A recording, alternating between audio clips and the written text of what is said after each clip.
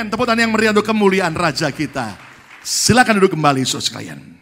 Tahun ini Tuhan memberi tema kita The Years of Amazing Grace. Tahun anugerah yang ajaib. Kita memasuki di bulan terakhir, bulan Desember 2014. Dan saya percaya benar-benar anugerah yang ajaib limpah dalam hidup saudara. Yang merasakan anugerah Tuhan yang ajaib, coba lambaikan tangan saudara. Ayo tepuk tangan yang meriah untuk kemuliaan Raja kita. Katakan haleluya. Nah, bulan Desember ini saudaraku, subtema kita adalah Grace makes us unstoppable. Anugerah akan membuat hidup kita tak terhentikan. Kata bersama saya, tak terhentikan. 2, 3, tak terhentikan. Apapun masalah, apapun tantangan, apapun tugas kita, percayalah dalam anugerah Tuhan, saudara terus akan maju dan terus berkemenangan bersama Yesus. Kata amin. Nah, saudara sekalian, saya ingat pada waktu saya di Indonesia, ada yang sempat tanya kepada saya begini, Pak, benarkah Tuhan itu maha kasih? Saya berkata, betul. Tidak boleh kita ragukan.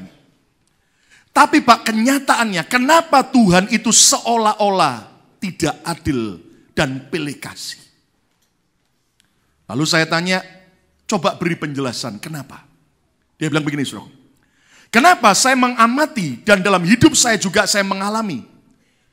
Ada orang-orang percaya yang sama-sama cinta Tuhan. Sama-sama ke gereja. Sama-sama rajin ibadah. Sama-sama menjadi pelaku firman. Tapi seolah-olah jalan hidup mereka berbeda. Lalu saya tanya, coba jelaskan lebih detail lagi. Kenapa Pak? Ada orang percaya yang seolah-olah jalan hidupnya enak. Seolah-olah banyak favor, banyak anugerah yang ajaib. Jalan tertutup yang ada dalam hidupnya, Tuhan bisa buka dengan cara ajaib. Dan seolah-olah orang ini dikejar berkat. Bahkan dia cari kerjaan saja. Nggak usah cari, sudah banyak kerjaan yang cari.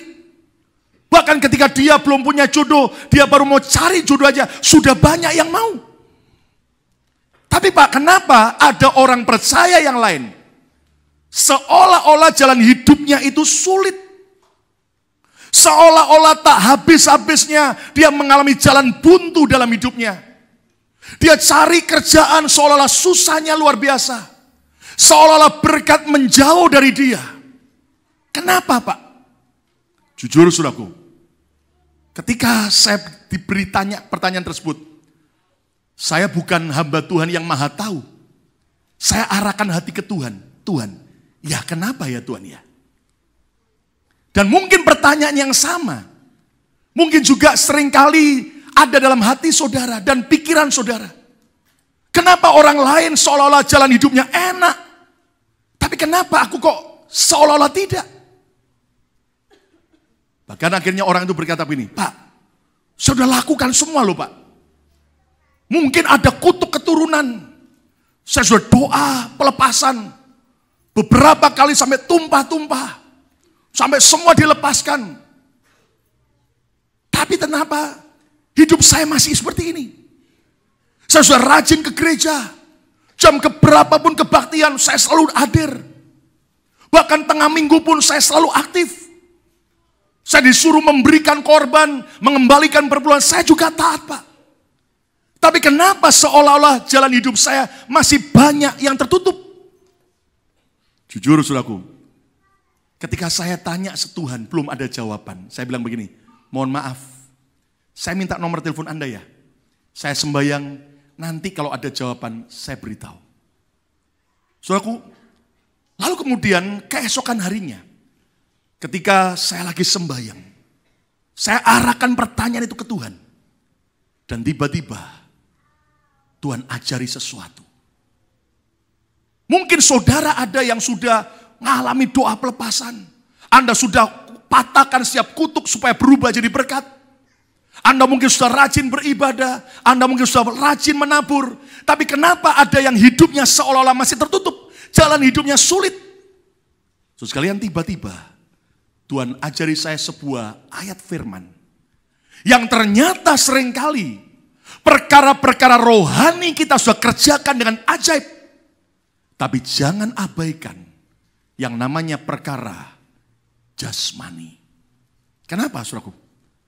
Mari kita akan belajar dari seorang raja yang sangat kaya raya, yang sangat sukses, dan punya hikmat luar biasa. Kalau Anda mau sukses, belajarlah dari orang sukses. Katakan amin, saudaraku. Nah, orang ini bernama Raja Salomo. Dan dia memberikan sebuah nasihat yang ajaib. Mari kita lihat Alkitab kita. Amsal 22 ayat yang pertama. Amsal pasal 22 ayat yang pertama. Yuk kita akan baca bersama-sama dengan suara yang keras. Ucapkan sampai masuk ke dalam jiwa dan roh saudara. 2, 3. Nama baik apa? Lebih berharga daripada kekayaan besar. Terus, dikasihi orang lebih baik daripada perak dan emas. Coba ulangi lagi sampai masuk dan coba hafalkan ayat ini. 2, 3. Nama baik lebih berharga daripada kekayaan apa? Besar. Terus, dikasihi orang lebih baik daripada perak dan emas. Oke, ulang lagi sampai sudah hafal. 2, 3. Nama baik lebih berharga daripada kekayaan besar. Terus, dikasihi orang lebih baik daripada perak dan emas. Yang setuju, katakan amin.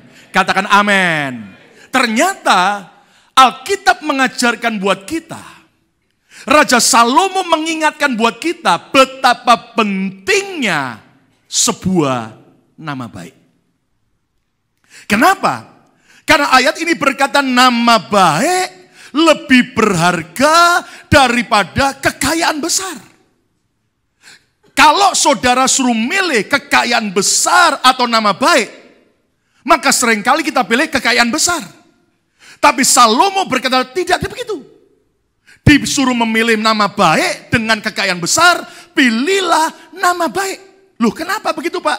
Karena begini, kalau kita punya nama baik, maka akibatnya kita akan dikasihi orang, kita akan dicintai orang. Dan saudaraku, ternyata dikasihi orang, dicintai orang jauh lebih berbaik, lebih bernilai daripada perak ataupun emas. Yang setuju, katakan amin.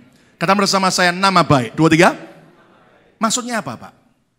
Saya coba pinjam ayat ini dari sebuah terjemahan bahasa Inggris. Satu terjemahan NLT Bible. Dikatakan begini saudaraku. Choose a good reputation over great riches. Being held in high esteem is better than silver or gold. Choose a good reputation over great riches. Pilihlah sebuah reputasi baik. Kata bersama saya, reputasi baik. 2, 3. Lebih daripada kekayaan yang besar. Dan kalau kita punya sebuah standar high esteem, standar yang bagus, yang tinggi, itu akan jauh lebih baik daripada perak dan emas. Nah, dengar saudaraku. Ternyata reputasi baik itu lebih penting daripada semua kekayaan. Kata bersama saya, reputasi baik. 2, 3. Reputasi apa? Baik. Saya coba pinjam satu terjemahan lagi dari Amplified Bible. Dikatakan begini, saudara. A good name, nama baik, is rather to be chosen than great riches. Nama baik harus kita pilih lebih daripada kekayaan besar. Dan lihat, kalau kita punya a good name atau a good reputation, akibatnya apa? Lihat. And loving favor. Kata bersama saya, a loving favor. 2, 3. Ini artinya apa? Sebuah favor, sebuah kemurahan yang penuh dengan cinta. Rather than silver and gold. Artinya begini, kalau saudara punya reputasi yang baik, Anda punya nama yang baik, maka saudara akan dicintai banyak orang. Bahkan saudara tidak hanya terima cinta banyak orang, saudara akan terima a loving favor. Engkau akan menerima anugerah yang penuh dengan cinta. Yang setuju, tepuk tangan yang meriah untuk kemuliaan nama Tuhan. Yang mau katakan haleluya. Katakan haleluya. Kenapa saudaraku? Mungkin kita sudah lakukan pemberesan di dalam masalah kutuk nenek moyang. Kita sudah melakukan hukum rohani tabur tuai. Tapi ternyata kita mengabaikan tentang sebuah reputasi. Sebuah nama baik. Dan ini ternyata akan berdampak juga dengan nasib dan keadaan kita. Saya beri judul khotbah hari ini adalah reputasi baik. Kata bersama saya, reputasi baik. 2, 3, reputasi baik. Good reputation. Nah, dengar saudaraku. Reputasi itu berbeda dengan pencitraan. Ya, hari-hari ini cukup keren kalimat itu, pencitraan. Kata bersama saya 2, 3, pencitraan. 2, 3. Nah, Anda harus tahu. Pencitraan berbeda dengan reputasi. Pencitraan itu seringkali apa yang coba ditampilkan oleh orang. Baik itu di sosial media dan sebagainya. Wow, Anda lihat kalau di foto di Facebook ya atau Instagram. Wow, selalu orang mau menonjolkan. Saya lagi makan di makanan yang restoran yang mahal. Pakai baju yang bermerek, tas yang bermerek, bla bla bla bla bla. Kenapa? Karena itu adalah sebuah pencitraan. Tapi dengar saudaraku. Reputasi berbeda dengan pencitraan. Reputasi itu istilah saya adalah aslinya kita. Ya, saya kasih contoh. Air minum ini punya merek. Dan Anda tahu ada botolnya. Ya, dan botol atau merek daripada air minum ini saya sebut adalah pencitraan. Kata bersama saya pencitraan. 2, 3. Oke? Nah, lihat. Betapa dibuat gambar yang bagus, botolnya dibuat sangat jernih, sangat baik. Tapi Anda ingat, ini baru pencitraannya. Ini baru kulitnya. Anda tahu bahwa ini adalah baru yaitu suatu bagian luarnya, casingnya. Tapi Anda tahu, biar pencitraannya baik, biar kulitnya baik, tapi begitu orang buka botol ini dan coba minum,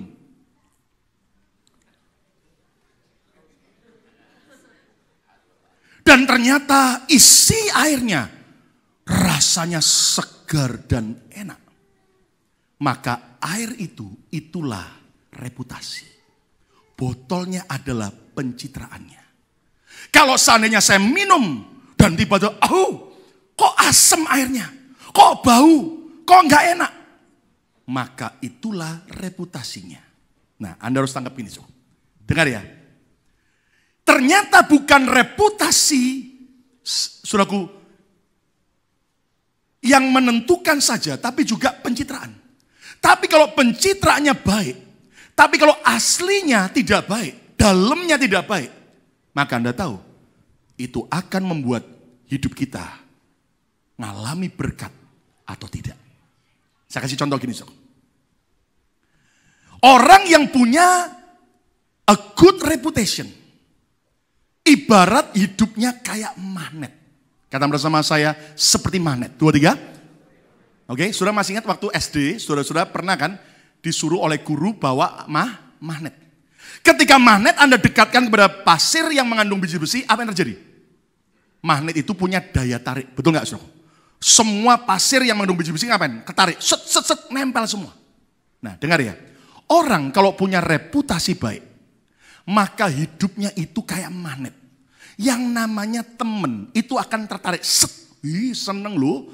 Aku kalau deket dengan orang itu rasa nyaman, rasa tenang, ya kan? Lalu bukan cuman, saudaraku, teman-teman yang akan datang mendekat, tapi yang namanya berkat, rezeki, promosi, kerjaan juga nanti kesedot tertarik pada orang tersebut. Katakan amin. Kenapa? Hidupnya kayak magnet. Makanya Daud berkata dalam Mazmur 23 apa? Kiranya kebajikan dan kemurahan-Mu Tuhan yang mengikuti aku kapan? Seumur hidupku. Alias gini, bukan ngejar berkat tapi dikejar. Siapa yang mau ngejar berkat? Angkat tangan. Enggak ada. Siapa yang mau dikejar berkat? Wow.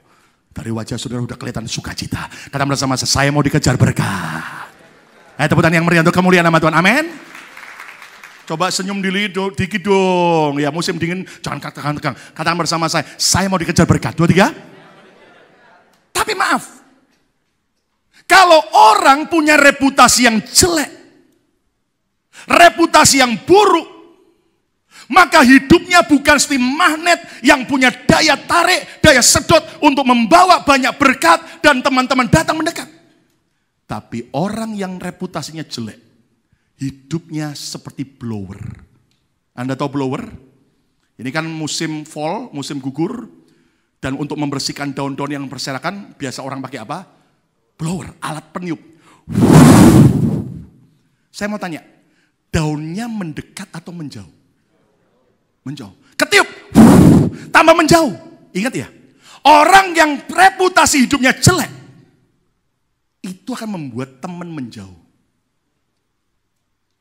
Ayo kumpul. Enggak suka. Mencekno orangnya. Di sini enggak ada. Amin. Wih, aku kalau dekat dengan dia, enggak lah. Ngomongannya mesti yang jelek-jelek, enggak lah.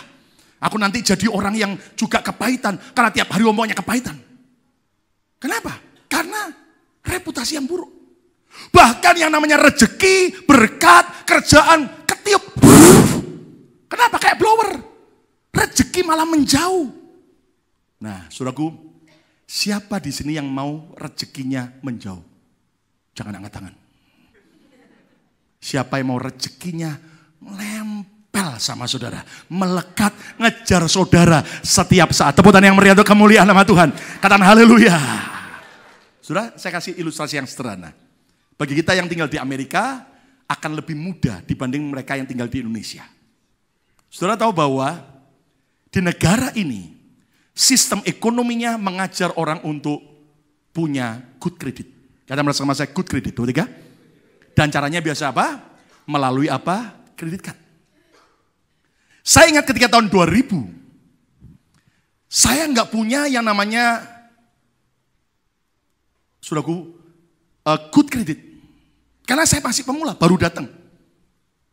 Dan saya masih ingat waktu itu saya mencoba nge-apply kredit card. Anda tahu apa terjadi? Untung saya punya kasih dan pengampunan. Ditolak kanan kiri. Coba nge-apply ini ditolak. Nge-apply kredit card ini ditolak. Wih, saya bilang, lah gimana caranya? Kenapa? Saya belum punya kredit history.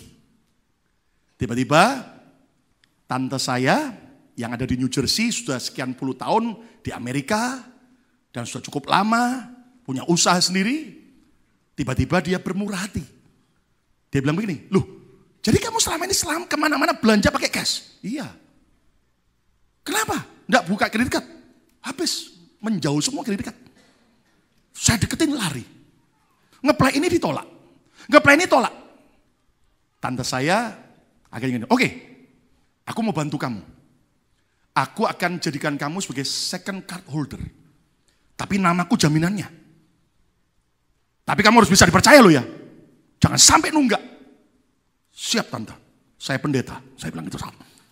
Anda tahu, awalnya dibantu sama dia, saya cuma jadi nama kedua. Dia garantornya. Akhirnya saya punya kredit card pakai nama saya. Tapi tetap di bawahnya ada nama tante saya. Tapi Anda tahu, awalnya kecil. Cuma 500 plafonnya. Saya bilang, ya kok kecil banget. Tapi mau enggak mau. Saya gunakan dengan baik, enggak boleh sampai jedok. Do you know jedok? 500 plafonnya pakai 600 ya. Rusak kredit history kita. Ya toh? Dan saudaraku saya pakai cuma 300. Lalu tagihan datang, lalu pay off. Tagihan berapa datang, langsung bayar. Lunas, enggak mau ada utang. Berapa pakai, bayar. Anda tahu? Ternyata tanpa saya sadar, kredit history saya semakin naik. Semakin naik. Semakin naik. Dan hari ini saudaraku kemurahan Tuhan. Oke punya.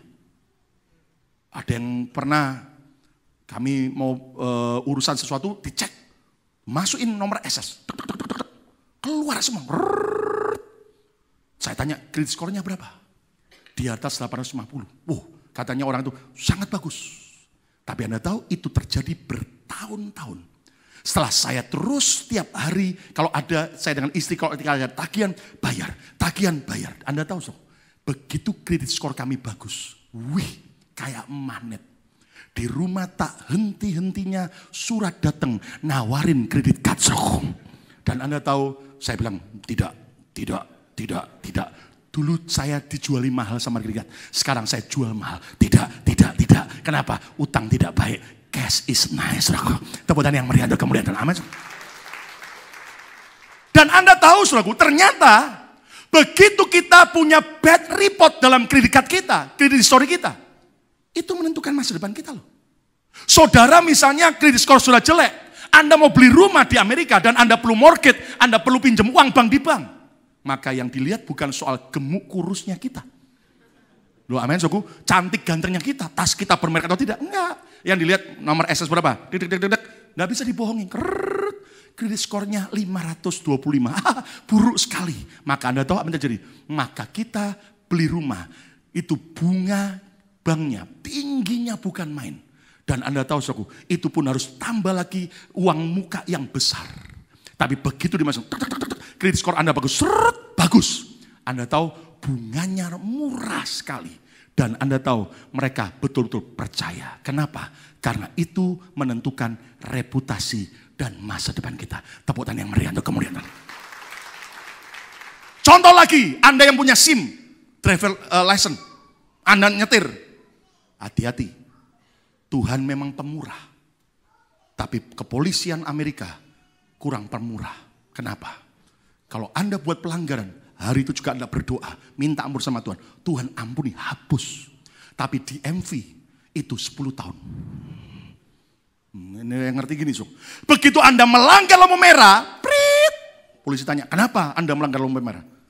Apa Anda lihat lampu merah? Enggak, Pak, saya lihat sih. Kenapa dilanggar? Saya enggak lihat Bapak di situ. Anda tahu?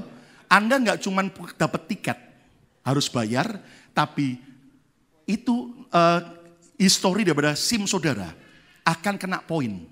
Biasanya kalau melanggar lampu merah berapa poin? 2 poin. Dan itu baru dihapus 10 tahun kemudian. Bayangin, Tuhan pengampun 1 hari langsung dihapus. Kalau pemerintah 10 tahun. Kalau Anda speeding, Anda ngebut, kena diberhentikan. Kena bayar tiket dan juga kena poin lagi. Kalau sampai 10 poin pelanggaran, maka Anda tahu itu SIM Anda akan disuspend. Dan baru sekian tahun kemudian, berapa tahun ya? Baru boleh nge-play lagi. Kalau itu belum lewat, tidak boleh. Dengar, saudara.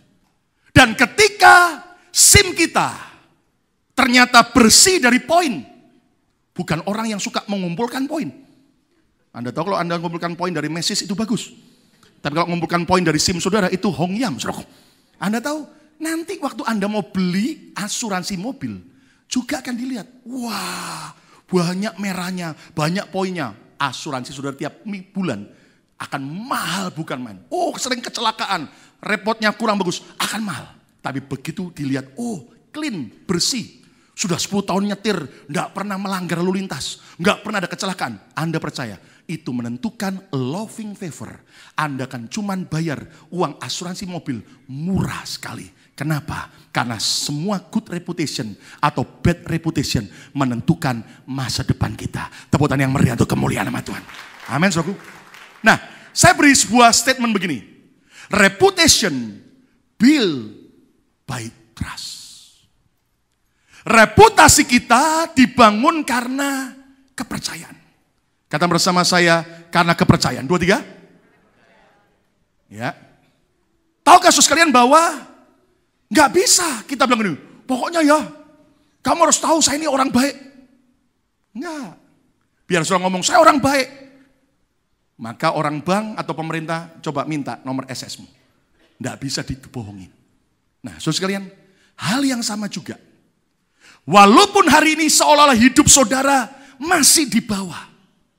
Tapi kalau saudara mulai membangun sebuah reputasi yang baik, percayalah hidup saudara akan diangkat Tuhan dan sukses dan berhasil. Yang setuju, tepuk tangan yang meriah untuk kemuliaan nama Tuhan. Amin. Gini ya, dengar ya. Pencitraan saudara boleh dihancurkan oleh orang. Orang boleh fitnah saudara. Orang boleh jelekkan saudara. Tapi kalau reputasimu tetap baik, percayalah satu hari orang pasti akan tahu sendiri. Yang setuju katakan amin. Saudaraku, emas asli gak pernah takut kalau dibilang palsu. Karena apa? Dia asli. Dia omong palsu jelek. tetap dia tidak pernah takut. Kenapa? Karena dia asli. Ketika diuji, oh asli. Saya percaya kalau setiap kita punya reputasi baik, biar dijelekkan orang kayak apapun, tetap orang akan tahu. Dengar baik-baik. Gini ya prinsipnya, dengar ya. Orang itu sebodoh-bodohnya bisa ditipu cuman 1 kali atau 2 kali. Saya ulang lagi. Orang sebodoh-bodohnya hanya bisa ditipu cuman 1 2 kali. Tapi selebihnya orang akan cepat belajar. Biar orang menjelekkan saudara. Tapi kalau ternyata memang engkau bukan seperti itu, percayalah. 1 2 kali orang boleh kemakan oleh omongan orang. Tapi berikutnya orang akan tahu, wih ternyata orang itu baik sekali. Tepuk tangan yang meriah untuk kemuliaan nama Tuhan. Amin. Demikian juga sebaliknya. Kalau pencitraanmu seolah-olah baik. Tapi ternyata cuman kamuflase. Hati-hati. Sebodoh-bodohnya orang. Cuman 1 2 kali bisa engkau bohongi. 1 hari. Oh kurang ajar. Ternyata semua cuman munafik. Ternyata orangnya kacaunya luar biasa. Itu sebabnya ayo. Kalau ada di antara kita yang dulu punya reputasi yang buruk, hari ini perbaiki dalam anugerah Tuhan. Masa depan kita akan baik. Tepuk tangan yang meriah untuk kemuliaan nama Tuhan. Amin. Ada seorang wanita di Alkitab. Dia ini orang kafir. Satu saat menikah dengan suami yang adalah orang Israel. Kaya lagi. Dan ternyata wanita ini yang bernama Ruth, orang Moab, orang kafir. Satu hari suaminya mati. Mertua laki-lakinya juga mati. Dan Alkitab berkata mereka akhirnya jadi melarat. Gak punya apa-apa. Akhirnya di Moab tinggallah 3 wanita janda dalam satu rumah yang miskin. Naomi mertuanya, Ruth menantu, dan Orpah menantu juga. Tapi yang terjadi saudaraku, akhirnya Naomi berkeputusan balik ke Israel, ke Bethlehem. Di tengah jalan Ruth dan Orpah disuruh untuk meninggalkan. Tapi Ruth tetap setia kepada mertuanya, Naomi, walaupun sudah tidak ada kekayaan lagi. Tapi Orpah tinggalkan mertuanya. Anda tahu apa terjadi? Sampai mereka di Bethlehem. Orang-orang Bethlehem gempar. Wow, itu kan Naomi. Dulu orang kaya, sekarang sudah janda, melarat lagi. Tapi apa yang terjadi, saudaraku? Ruth akhirnya menantu yang miskin. Keesokan harinya dia pergi cari sisa-sisa jelai atau semacam gandum. Ketika orang panen, dia ambil sisa-sisanya, hanya ngemis, maaf kata, itu kayak ngemis. Ya toh?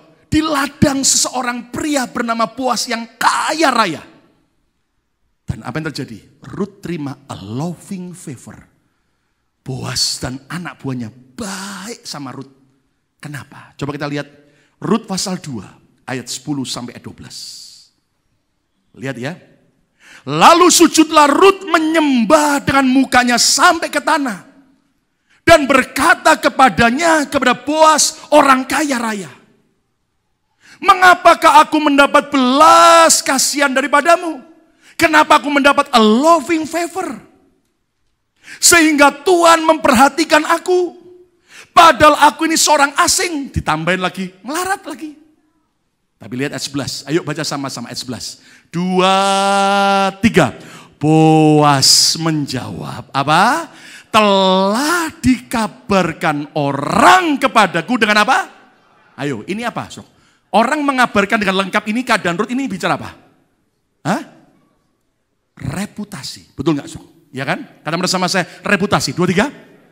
Telah dikabarkan orang kepadaku dengan lengkap. Apa yang dikabarkan? Ayo baca sama-sama. 2, 3. Segala sesuatu yang engkau lakukan kepada siapa? Mertuamu. Sesudah suamimu mati. Dan bagaimana engkau meninggalkan ibu bapamu dan tanah kelahiranmu, serta pergi kepada suatu bangsa yang dahulu tidak engkau kenal. Dan lihat reputasi yang baik yang Ruth miliki karena dia setia terus kepada mertuanya Naomi. Lihat apa yang terjadi, ayat yang ke-12. Yuk baca sama-sama, biar ini juga jadi bagian saudara dan saya. 2, 3. Tuhan kiranya membalas perbuatanmu itu, dan kepadamu kiranya dikaruniakan apa? Belum semuanya. Dikaruniakan apa? upahmu sepenuhnya, bukan sebagian, tapi diberkati secara luar biasa. Siapa yang mau tepuk tangan yang meriah untuk kemuliaan nama Tuhan? Katakan haleluya. Oleh siapa? Oleh Tuhan Allah Israel, yang di bawah sayapnya engkau datang berlindung. Dengar saudaraku. Kalau Anda lihat, karena Rut punya reputasi yang baik, walaupun pencitraannya dia miskin, walaupun pencitraannya dia tidak cantik. Karena kalau Alkitab ngomong wanita cantik itu betul-betul cantik. Kalau nggak disebut cantik berarti haleluya. Dan Anda harus tahu apa yang terjadi. Sudah tidak cantik pencitraannya, melarat lagi, tapi lihat, tiba-tiba dapat a loving favor. Kenapa? Karena reputasi yang baik. Dan akibatnya Anda tahu, nggak cuma Rut terima banyak kemurahan dari Boaz, dikasih banyak celai, dikasih banyak makanan. Baca selanjutnya dalam kitab Rut. Akhirnya Rut dinikahi oleh Boaz yang kaya raya ini.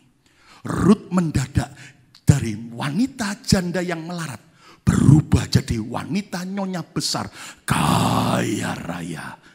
Bahkan ajaib sekali, dari Rut dan Boaz menikah, lahirlah Obed.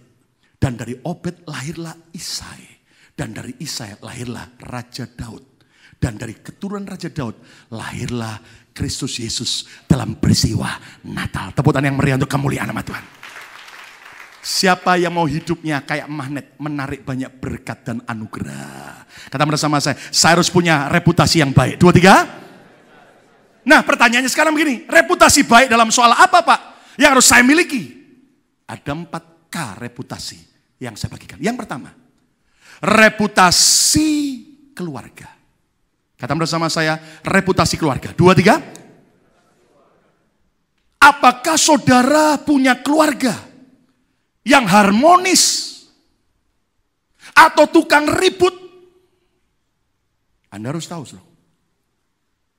Reputasi keluarga ini menentukan apakah berkat mendekat atau menjauh dari hidup saudara. Saya pernah punya teman seorang pengusaha belum percaya Yesus waktu itu. Dia bilang begini, doain ya, saya mau kongsi dagang, buka pabrik di China. Terus saya tanya, apa requirement-mu untuk bisa cari kongsi? Apa karena dia punya modal besar? Oh enggak, saya orang kaya. Tanpa kongsi pun saya bisa. Modal saya bisa banyak. Tapi saya agak kongsi. Saya tanya, apa requirement-nya? Persyaratannya apa? Dia bilang begini, saya lihat pertama keluarganya rukun atau tidak. Duh, saya tanya, apa hubungannya? Karena dia bilang begini, karena kalau saya kongsi dengan keluarga yang rukun, maka rezekinya nomplok. Tapi kalau saya kongsi dengan keluarga yang berantakan, keluarga yang selalu ceribut, cekcok, berantem terus, waduh, rezekinya terhalang. Lihat, orang dunia saja tahu. Makanya yuk suami istri yang hadir, orang tua anak yang hadir, mari kita jadi keluarga yang harmonis. Ada yang amin, amin. Supaya rezekinya nempel sama saudara. Tepuk tangan yang meriah untuk kemuliaan nama Tuhan, amin. Apakah kita setia dalam keluarga kita? Ataukah kita tidak setia? Reputasi keluarga ini ternyata menentukan loh.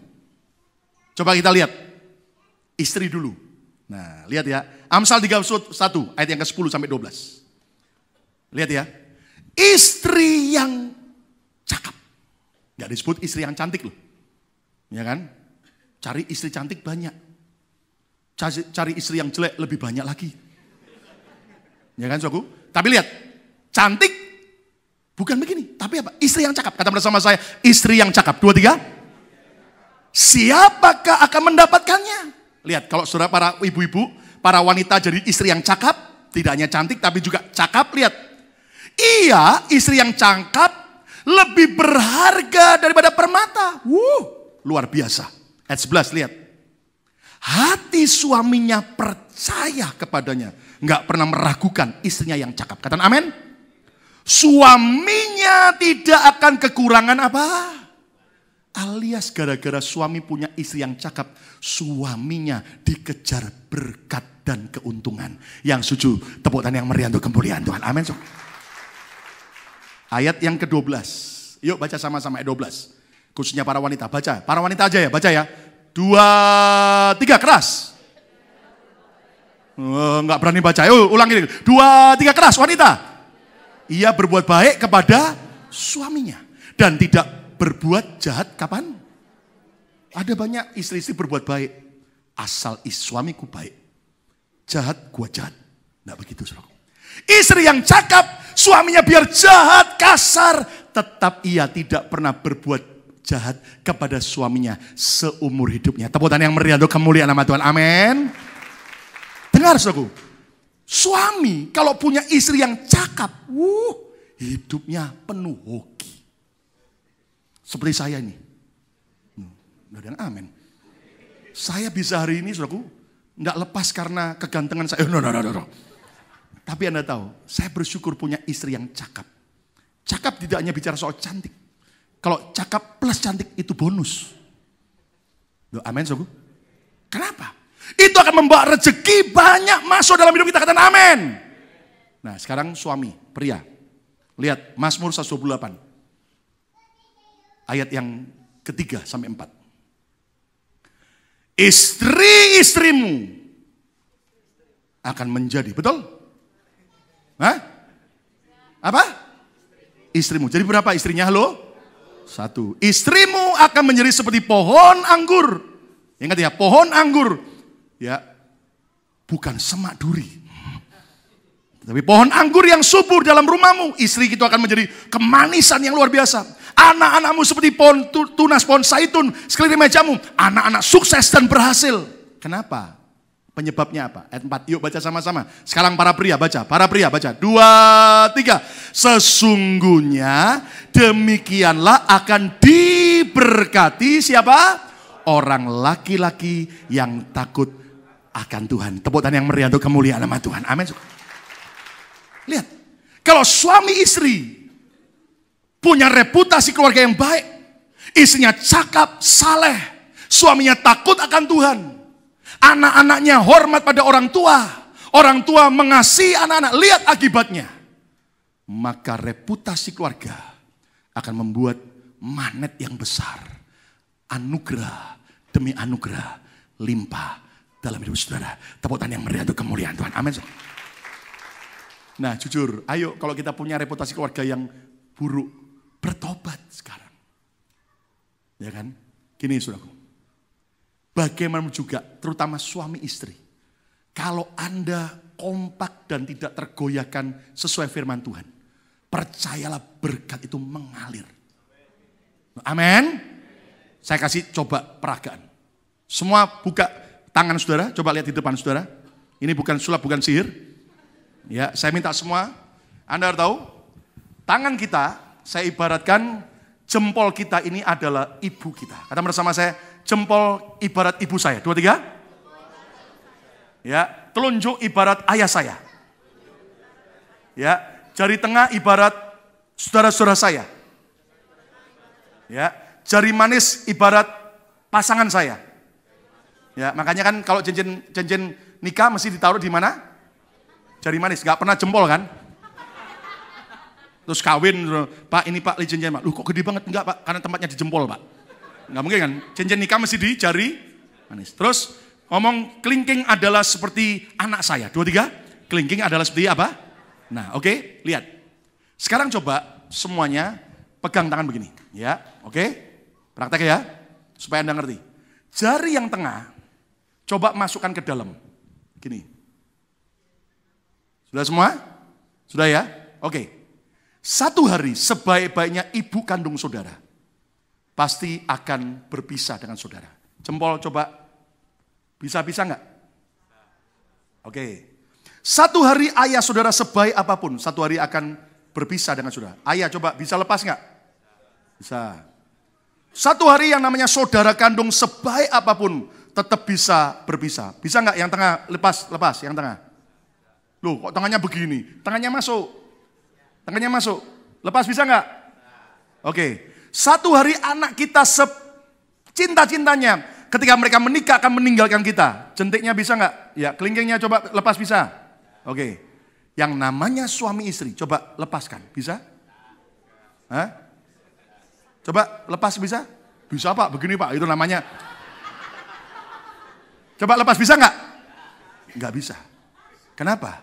Bagaimanapun juga, apa yang telah dipersatukan Tuhan, jangan dipisahkan manusia. Maka kalau keluargamu bahagia, berkatmu juga akan luar biasa. Tepuk tangan yang meriah, katakan haleluya.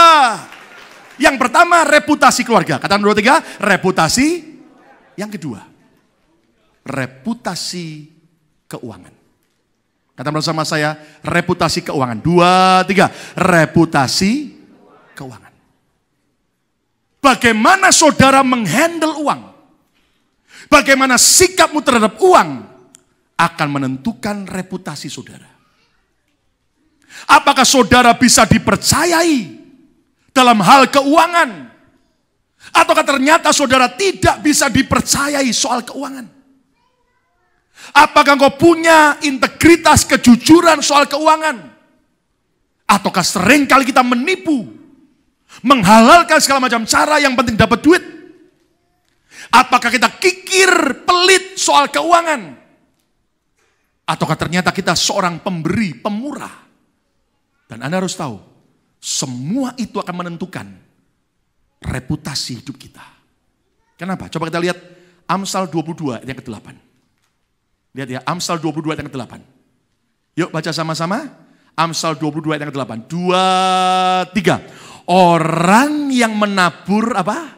Kecurangan akan menuai kebahagiaan. Amin. Nuai apa? Coba lihat kemari. Jadi saudaraku, kalau orang nggak jujur soal keuangan, curang, kira-kira bisa bahagia nggak? Maaf saudaraku. Ada orang minta Tuhan berkati keuangan kami. Tapi soal keuangannya curang. Bagaimana Tuhan bisa menentang firman-Nya sendiri? Ayat ini berkata orang yang menabur kecurangan akan menuai bencana.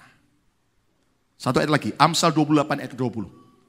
Amsal 28 ayat 20. Yuk baca sama-sama. Amsal 28 ayat 20. 2, 3. Orang yang dapat dipercaya mendapat apa? Sedikit berkat. Betul?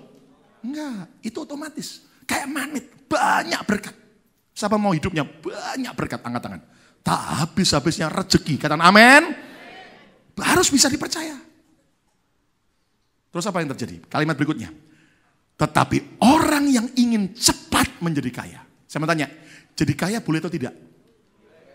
Boleh atau tidak? Boleh. Tapi kalau Anda ingin cepat jadi kaya, dengan menghalalkan segala macam cara, hati-hati. Tidak akan luput dari hukuman. Lihat bagaimana para koruptor di China ditembak mati semua. Dear. Kenapa? Mereka tidak jujur soal keuangan. Hanya di Indonesia aja koruptor luar biasa. Masuk penjara pun masuk penjara, tapi penjaranya kayak istana.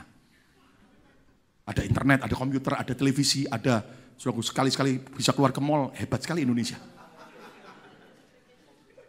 Tapi saya rasa habis ini akan dirubah. Kenapa? Mari kita belajar apakah kita punya reputasi baik soal keuangan. Anda tahu di Alkitab ada seorang hamba Tuhan besar bernama Elia. Dia punya anak rohani bernama Elisa. Dan Elia mewariskan pengurapan double porsi kepada Elisa.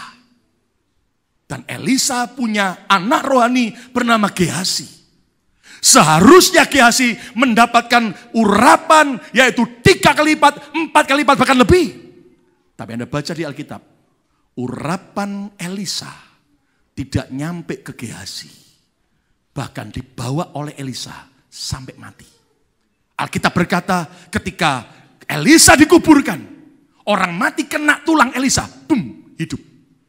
Ada seorang hamba Tuhan cerita sama saya, dia pergi ke Turki dan dia memang ketemu di situ, itulah kuburan Elisa sampai sekarang. Dan itu kuburan saudaraku dibangun dengan dikasih pagar tinggi, digembok, dijaga ketat, dan dimiliki oleh keluarga daripada pendiri agama seberang. Dan Anda tahu, tidak boleh orang sembarang masuk. Kenapa? Karena mereka sendiri sampai hari ini, kalau ada keluarga besar mereka sakit, atau ada teman atau orang penting sakit, mereka bawa ke kuburan Elisa, dikenakan kuburannya, sembuh. Bayangin so. Berarti pengurapan itu dibawa sampai ke kubur. Kenapa? Karena ternyata Gehazi tidak bisa mewarisi. Kenapa? Satu hari Gehazi curang soal uang. Dia berbohong kepada Naaman, jenderal yang tadinya kusta, yang telah disembuhkan. Dia berbohong dan memang Gehazi dapat 2 talenta perak dan 2 baju siniar yang bagus. Dia kaya, tapi Anda baca di Alkitab, tapi akibatnya kusta Naaman kena kepada Gehazi dan kepada seluruh keluarganya. Dengar saudaraku, maaf kata, kalau kita bawa ke rumah kita uang haram, dan kita beri makan anak istri kita dengan uang haram, apakah ada berkat? Jelas tidak. Tapi kalau kita bawa berkat uang kepada keluarga kita akan diberkati. Tepuk tangan yang meriah untuk kemuliaan nama Tuhan. Katakan haleluya. Katakan haleluya. Mari kita belajar jujur soal keuangan. Ada seorang pendeta, hari Minggu dia khotbah di gerejanya tentang kejujuran. Kita harus jujur soal keuangan, amin. Semua cuma bilang amin. Hari Seninnya si pendeta punya tugas pelayanan di luar kota. Dia pikir dia mau naik mobil sendiri, capek. Naik bus umum aja. Bus yang VIP. Waktu dia sampai naik ke bus, kondekturnya tanya, Pak, tujuan mana Pak? Oh, saya tujuan ke kota tertentu. Kota itu dia sebutkan. Berapa saya harus bayar, Dek? Oh Pak, ke kota itu 35.000 rupiah Pak. Lalu si pendeta ini kasih uang 50.000. Harusnya dapat uang kembali berapa? 15.000 kan? Tapi kondektur itu kasih uang kembali 65.000 rupiah. Kelebihan 50.000. Nah, pendeta terima. Ayo saya mau tanya. Kalau saudara belanja ke toko, lalu uang kembalinya dikasih lebih. Apa yang saudara lakukan? Oh yang benar. Halo? Dikembalikan atau haleluya? Pendeta ini tergoda. Haleluya, berkat. Dimasukkan ke kantong, saudara. Kan saya enggak nyuri. Saya dikasih. Tapi sepanjang bus jalan, Tuhan ngomong keras. Pendeta, lu kemarin khotbah apa? Kaget pendeta. Kejujuran. Nah, sekarang lu jujur tidak? Ayo kembalikan. Pendeta ini bergulat. Balikan atau tidak? Kembalikan atau tidak? Sampai ngitung kancing. 1, 2, 3. Tapi udah 5 menit dia nggak tahan. Dia panggil kolektor. Sini Pak. Ada apa Pak? Mas, ini uang 50.000. Tadi kembalinya kelebihan. Lalu uang 50 diterima sama kondektur. Kondektur senyum. Dan dia berkata, Shalom Pak Pendeta. Loh, kamu siapa? Loh, saya kan jemaat Bapak. Terus, kemarin kan Bapak khotbah soal kejujuran. Lah, kenapa kamu kasih uang lebih? Saya mau tes Bapak. Besok saya kemana saya harus hati-hati.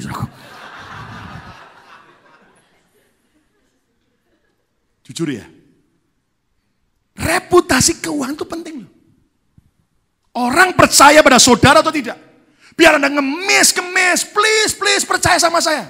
Orang tidak akan percaya kalau reputasi keuanganmu buruk. Tapi kalau engkau betul-betul teruji di hadapan Tuhan dan manusia. Orang tidak usah dimintai sudah. Orang akan percaya. Tepuk tangan yang meriah untuk kemuliaan Tuhan. Amin. Ayo kita bertobat. Saya cerita saudaraku. Sekian tahun yang lalu. Waktu kita masih kebaktian di gedung Juniper. Saya ingat tiba-tiba satu pagi di tengah minggu saya ditelepon. Pak, segera Pak ke New Jersey. Loh kenapa? Ada jemaat Bapak bernama ini kecelakaan. Naik mobil nabrak truk. Kebakaran truknya meninggal. Wih saya hari itu langsung dengan beberapa teman. Saya kontak. Saya dengan istri langsung naik mobil menuju ke sana. Sampai sana kami coba atur apa yang kami bisa atur. Untuk persiapan, penghiburan dan sebagainya. So.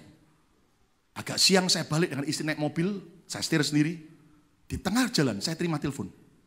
Dari sebuah nomor yang tidak saya kenal. Saya angkat. Terus itu orang Amerika. Pastor Lukas? Ya, saya bilang. I have question for you. Aku punya pertanyaan.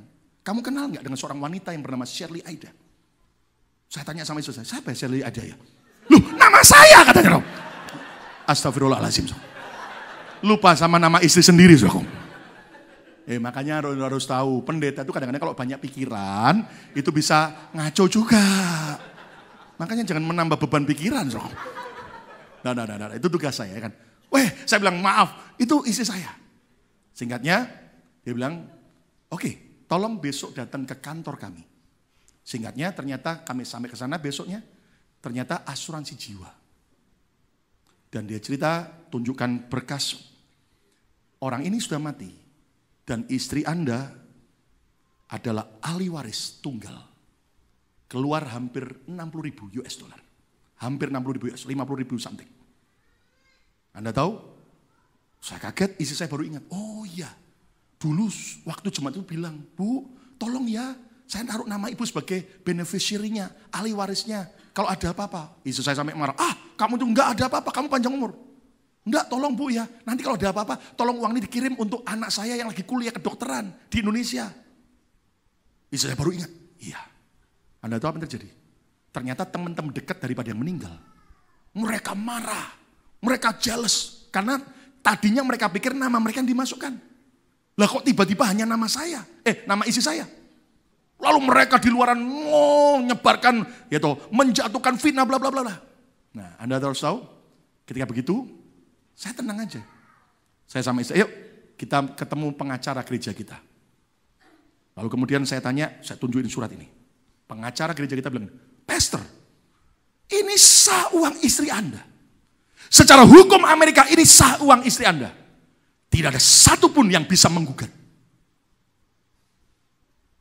Saya bilang begini, tapi saya pendeta. Ini bukan uang saya. Hah? Uang istrimu? Apa kamu enggak punya duit? Enggak perlu duit? Ya perlu. Model gini kan perlu duit. Perlu duit enggak? Lihat wajah saya. Tapi saya bilang, tapi ini bukan uang kami. Dulu sebelum dia meninggal, dia bilang kalau ada apa-apa, kirim ke anaknya, ke suaminya. Anaknya lagi kuliah kedokteran. Anda tahu? Pengacara bilang, what? Are you crazy? Aku enggak pernah ketemu orang kayak begini. Saya bilang, maaf saya pendeta. Saya harus jujur soal keuangan. Sekian bulan kami transfer secara berkala atas permintaan keluarganya. Enggak sekaligus karena supaya mereka juga tidak dapat kena pajak. Tapi clear semua, buktinya ada. Dan Anda tahu apa yang terjadi? Otomatis orang di luaran boleh menjelekkan. Yang pasti reputasi kita betul bisa dipercaya. Orang akan tahu sendiri. Tepuk tangan yang meriah untuk kemuliaan Allah. Yang ketiga, reputasi apa yang harus kita miliki? Tidak hanya reputasi keluarga, tidak hanya reputasi keuangan. Yang ketiga, reputasi kerja. Kata bersama saya, reputasi kerja. 2, 3. Bagaimana cara Anda bekerja? Itu akan menentukan berkat itu ngejar saudara atau malah menjauh dari saudara. Dengar saudaraku. Saya ingat waktu di Indonesia kemarin, saya sempat diminta bicara di persekutuan doa para pengusaha-pengusaha sukses. Saya sampaikan firman, keren sambil makan makanan masakan Padang, saudaraku. Ya. Kemudian saya sampaikan firman, dan mereka diberkati dan banyak yang berkata, Pak terima kasih, ada yang Pak Lukas sampaikan persis dengan apa yang saya alami, thank you. Gitu. Ada yang didoakan, saudaraku. Selesai itu kita makan. Wih namanya rendang keluar semua, saudaraku. Gitu. Makan, bahkan pemilik restorannya pun, ya itu di samping gedung RCTI di Kebon Jeruk, ikut kebaktian juga dan mereka diberkati, makan. Saudaraku. Lagi makan tiba-tiba, beberapa itu ngomong sama saya, Pak cari orang pinter, pegawai pinter banyak. Cari pegawai yang pendidikannya tinggi, S1, S2, S3, S-teler, S-kaburator bocor banyak. Cari pegawai yang cantik, yang ganteng banyak. Tapi cari pegawai yang bisa dipercaya. Jarang Pak. Terus saya tanya, kenapa? Waduh Pak, saya baru ngalami Pak. Saya dijak sama orang yang saya pikir bisa dipercaya. Ternyata justru mengkhianati saya. Lihat saudaraku bahwa ternyata hari-hari ini reputasi kerja kita itu akan menentukan berkat narik mendekat kita atau menjauh. Apakah kita rajin dalam bekerja atau malas? Apakah kita setia dengan tempat kita bekerja? Ataukah kita ternyata suka berkhianat dengan tempat di mana kita bekerja? Apakah kita pandai, kerja dengan pandai, dengan hikmat, atau kita kerja bodoh dan tidak pernah mau belajar lebih pandai lagi? Dan apakah kita bekerja dengan sukacita? Ataukah suka ngomel, bersungut-sungut, Inggris belum lancar tapi ngomel mulu pakai Inggris. Little me but my salary no up, kata aku. I won't exit, kata aku. Kenapa dia pikir kalau keluar kerja itu kan pintu exit sudah itu. Maaf saudaraku. Saya itu ya pernah ada orang minta tolong saya di samping saya loh. Pak tolongin saya Pak. Saya cari kerja susah Pak. Dan kayaknya Pak Lukas kenal satu agensi. Dia sebut nama. Kenapa? Seolah-olah dia tidak adil Pak. Loh kenapa? Teman saya di sebelah saya Pak. Telepon. Ada kerjaan langsung diterima Pak. Saya telepon Pak. Dia bilang sepi, nggak ada kerjaan. Nah saya kan dengan linangan air mata begitu ya saya nggak tega. Oke, kamu dengar ya, saya teleponin ya. Saya teleponin saudaraku. Tolongin dong, ini terima. Loh siapa Pak? Saya sebut nama. Dia bilang gini, Pak Lukas boleh minta yang lain Pak. Maksudnya? Tapi kalau itu Pak, mohon maaf Pak. No way Pak. Loh kenapa? Dia biang kerok di kerjaan Pak. Dia orang suka berantem, dia suka buat masalah di kerjaan Pak. Pak Lukas, saya akan support pelayanan Bapak terus. Tapi kalau untuk masukkan jenis-jenis tertentu itu Pak, mohon maaf Pak. Loh saya mau bilang apa? Terus saya jadi penjaminnya, terima dia. Nanti dia kerja buat masalah lagi. Lah saya bagaimana? Matilah saya. Loh, mari kita belajar. Kadang-kadang ya, cara kerja kita nutup jalan kita sendiri. Kenapa? Cara kerja kita tidak baik. Lihat Amsal 10 ayat 4. Amsal 10 ayat yang keempat. Tangan yang lamban membuat apa? Miskin. Biar sudah doa puasa, doa pelepasan. Gitu. Sampai dari pendeta, desa, kota, luar negeri, sampai luar angkasa, doa pelepasan. Tapi kalau tetap lamban, malas, bisa jadi kaya enggak? Sih, ini kan banyak orang Kristen kurang waras. Makanya kita harus jadi waras. Karena namanya cukup. Orang yang lamban, tangan yang lamban, malas, membuat miskin. Ayo kalimat berikutnya baca. 2, 3. Tetapi tangan orang rajin jadi apa? Siapa mau jadi kaya? Tepuk tangan yang meriah untuk kemuliaan. Amin. Satu ayat lagi, lihat. Di dalam Amsal pasal yang ke-13 ayat 4. Ayo baca sama-sama. 2, 3. Hati si pemalas penuh apa? Keinginan. Mimpinya muluk-muluk. Tetapi apa? Sia-sia. Sedangkan hati orang rajin diberi apa? Siapa mau hidup kelimpahan? Mari punya reputasi kerja yang baik. Tepuk tangan yang meriah, katakan haleluya. Yang terakhir, reputasi keluarga penting. Yang kedua, reputasi keuangan penting. Ketiga, reputasi kerja. Tapi yang keempat yang penting adalah reputasi karakter. Katakan bersama saya, reputasi karakter. 2, 3. Reputasi apa? Karakter itu apa sih? Sifat kita. Kebiasaan kita. Bahasa Hokian kunonya, biak kita. Anda tahu? Karakter kita. Itu menentukan. Apakah karakter kita rendah hati? Atau arogannya, sombongnya minta ampun. Saudara harus tahu ya, ada orang tuh seolah-olah berkat menjauh dari hidupnya.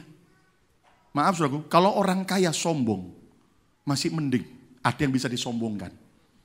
Yang parah itu saya sering lihat, maaf, orang miskin, sombongnya minta ampun. Nggak tahu yang disombongkan itu apa saudaraku. Ya kan? Wih, gengsinya minta ampun saudaraku. Nah saudaraku, itu akan menentukan karakter kita. Terus apa lagi? Apakah selfish, mau menangnya sendiri atau selfless? Egois atau orang yang ternyata tidak egois? Peacemaker, pembuat damai, pembawa damai atau troublemaker? Itu karakter. Pendendam atau pengampun? Saudara sekalian, ingat baik-baik. Reputasi karakter kita akan membuat hidup kita jadi magnet atau blower. Sebuah pepatah bilang begini, talenta kita, kepandaian kita, kehebatan kita akan membuat kita naik ke atas, meroket. Tapi karakter kita akan menentukan naik atau turun ke bawah. Anda lihat, terlalu banyak orang pandai, pintar, tapi maaf, reputasi karakternya buruknya bukan main.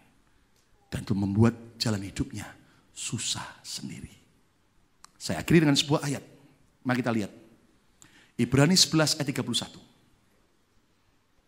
Coba lihat Ibrani 11 ayat 31. Yuk baca sama-sama. 1, 2, 3. Karena iman, siapa? Rahab. Siapa Rahab itu? Baca sama-sama. Agak malu pendeta. Mosok baca ini di gereja. Perempuan apa? Pendeta kalau ngomong begini malu. Kalau di luar gereja kita tiap hari ngomong begitu. Kalau di gereja malu pendeta, ya kan?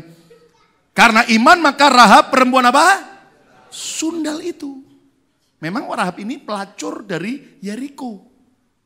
Ya kan? Tidak turut binasa bersama-sama dengan orang-orang durhaka, orang-orang kota Yeriko. Kenapa? Karena ia telah menyambut, apa baca sama-sama?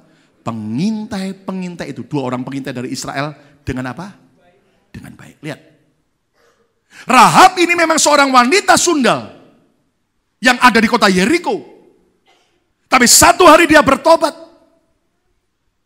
Dan walaupun reputasi pencitraannya jelek, orang-orang sekota Yeriko berkata, ya wanita sundal.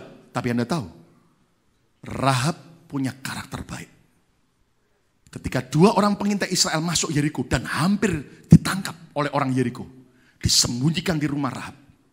Dan mereka lolos. Dan Anda tahu, ketika Yeriko dirubuhkan, semua dibunuh. Rahab dan seisi rumahnya tidak dibunuh. Kenapa? Karena perbuatan baiknya. Itulah karakter yang baik. Tepuk tangan yang meriah untuk kemuliaan nama Tuhan. Dan Anda tahu, Rahab dalam pertobatannya dan karena karakternya baik. Kalau Anda baca di Alkitab, dalam Matius pasal pertama. Akhirnya satu saat Rahab menikah dengan baik dengan seorang pria orang Israel. Dan setelah dia menikah dengan orang Israel dengan baik, dia punya anak. Itulah Boas yang tadi akhirnya jadi istrinya, suaminya Rut. Dan dari Boas dan Rut lahirlah Obed, lalu kemudian lahirlah Isai, dan lahirlah Raja Daud, dan lahirlah Tuhan Yesus. Gak peduli masa lalu kita buruk seperti apa. Yang penting hari ini kita bertobat. Karakter kita berubah. Lihat, Tuhan bisa ubah hidup kita jadi baik. Tepuk tangan yang meriah untuk kemuliaan Tuhan. Amin. Saya akhiri dengan sebuah kesaksian simpel, sederhana sekali. Saya ini jujur seringkali banyak khotbah dengan saudara. Dan seringkali saya bertanya, khotbah saya ini yang saya sampaikan berdampak enggak ya? Tapi saya bersyukur sekian hari yang lalu, saya lihat ada sesuatu yang membuat saya bersuka cita.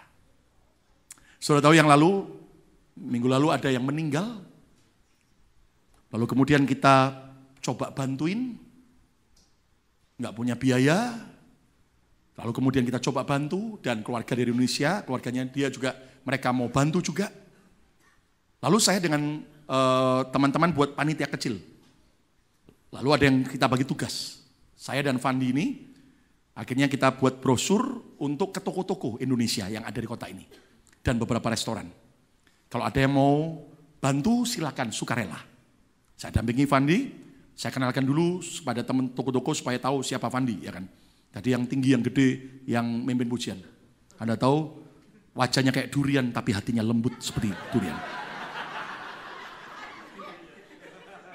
Nah rupanya hari Jumat kemarin, siang sekitar jam 2 siang, hujan kan, saya dampingi Fandi untuk ngambil lagi ke toko-toko. Lalu kemudian saya lihat, wah nggak ada tempat parkir. Saya bilang, tolong ya kamu yang turun. Dia turun sendiri, ambil. Lalu kemudian diberitahu, Pak dari toko ini sekian, kasih catatan semua. Nah suatu saat ketika kami ada di depan sebuah toko, saya di mobil, dia turun sendiri, tiba-tiba ada jemaat kita, laki-laki, bawa sepeda. Sambil jalan tuh sambil teriak-teriak, wah tolongin. Gitu, ini gimana? Yang ngomong sama Fandi. Akhirnya ngomong, tahu saya ada di mobil, dia ngomong juga. Dia lagi jalan dengan seorang laki-laki tua, orang Laos. Rambutnya acak-acakan, bajunya acak-acakan, pakai sandal jepit. Bayangin, lagi dingin pakai sandal jepit. Dan Anda tahu baunya haleluya sekali. Belum masuk mobil aja dari luar jendela udah kecium. Gitu. Dan kemudian jemaat kita bilang gini, Pak, ini saya 2 hari berturut-turut ketemu sama orang tua ini. Dan setiap kali dia ngomong, dia nggak tahu tinggal di mana. Ditanya adresnya di mana, I don't know. Inggrisnya juga bata-bata, I don't know. Laos people. Gitu. Saya juga bingung, Laos di mana? Kamboja sih kita tahu ya kan, komunitasnya. Laos di mana? Kalau di dapur banyak Laos juga. Laos people, dia bilang gitu. Lalu saya dengar dari jemaat itu bilang, Pak, 2 hari ini saya ketemu terus. Saya akhirnya kasihan sama dia, saya tolongin dia, saya beliin kopi, saya kasih duit. Wih, saya bersyukur, wah, rupanya tanpa ada pencitraan, jemaat kita nolongin orang dengan baik loh. Amin, saudara. Tapi dia kemudian bingung. Lah sekarang gimana Pak? Jujur 2 hari dia enggak pulang. Saya bilang, oke, tenang. Karena dia mau kerja, saya bilang, masukin aja. Orang Laosnya suruh masuk ke mobil. Anda tahu begitu masuk, boom, haleluya.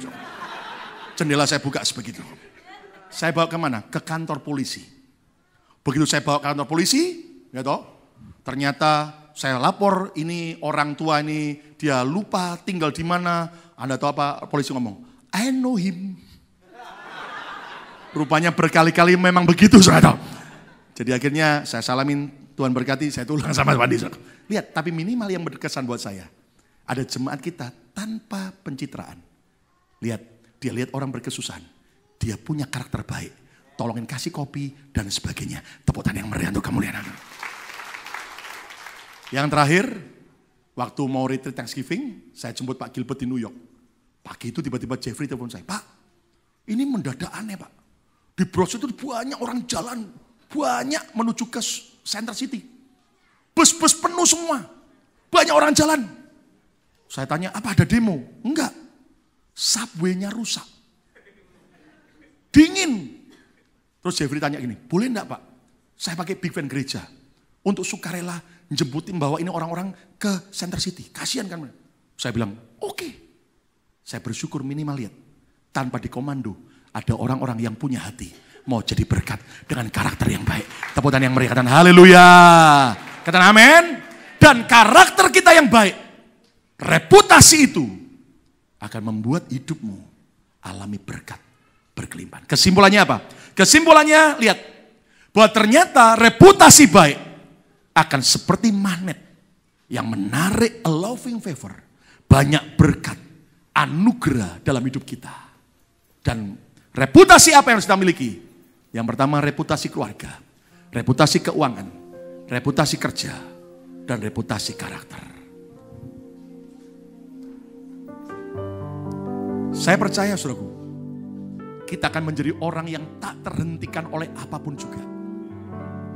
Selain faktor rohani yang harus kita bereskan, tapi hal reputasi kita, saudara dan saya juga harus kerjakan. Yang jujur tepuk tangan yang meriah untuk kemuliaan Tuhan. Amin.